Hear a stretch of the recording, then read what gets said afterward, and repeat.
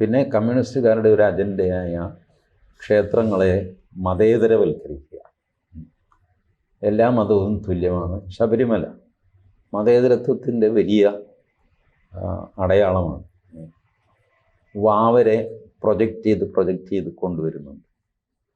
ഈ പോക്ക് പോയി കഴിഞ്ഞാൽ ഒരു 50 വർഷമൊക്കെ ശബരിമലയായിട്ട് അറിയപ്പെടുകയുള്ളൂ. പിന്നീട് അത് വാവർമലയായിട്ട് അറിയപ്പെടും. ഇതാണ് തിരുപ്പറക്കുன்றത്ത് സംഭവിച്ചത്. തിരുപ്പറക്കുன்றம் മല, അത് ആർക്കിയോളജിക്കൽ സർവേയുടെ റെക്കോർഡിൽ അതിൻ്റെ പേരങ്ങനെയാണ്, തിരുപ്പറക്കുன்றம் മല. 1772 ഏക്കറാണ് ആ മലയുടെ വിസ്തൃതി. എന്നുവെച്ചാൽ വളരെ വലിയ മലയല്ല, ഒരു കുന്നാണ്. അപ്പോൾ അതിൻ്റെ പേര് സിക്കന്ദർ മല എന്ന് ഡിക്ലെയർ ചെയ്ത് കിട്ടണമെന്നാണ് മുസ്ലിങ്ങളുടെ ആവശ്യം.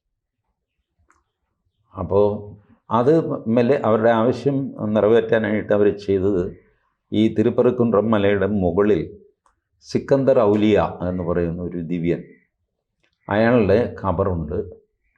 അപ്പോൾ ഈ ഖബറിങ്കൽ പ്രാർത്ഥന പാടില്ല എന്നാണ് ഇസ്ലാമിൻ്റെ ചട്ടം, ബേസിക് ചട്ടം. പക്ഷെ അത് ചെയ്യുന്നവരുണ്ട്.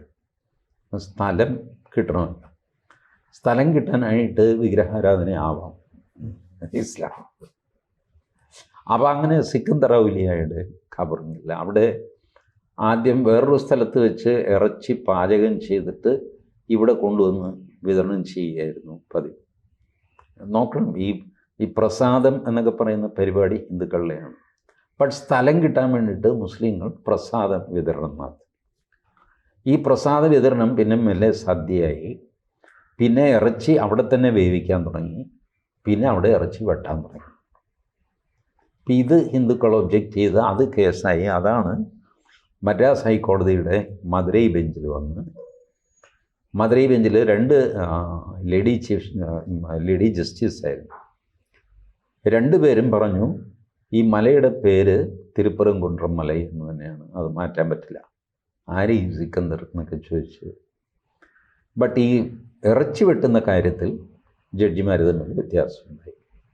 കൂടുതൽ വാർത്തകളും വിശേഷങ്ങളും നിങ്ങളിലേക്ക് എത്താൻ ABC മലയാളം സബ്സ്ക്രൈബ് ചെയ്യുക, ബെൽ ബട്ടണും അമർത്തുക.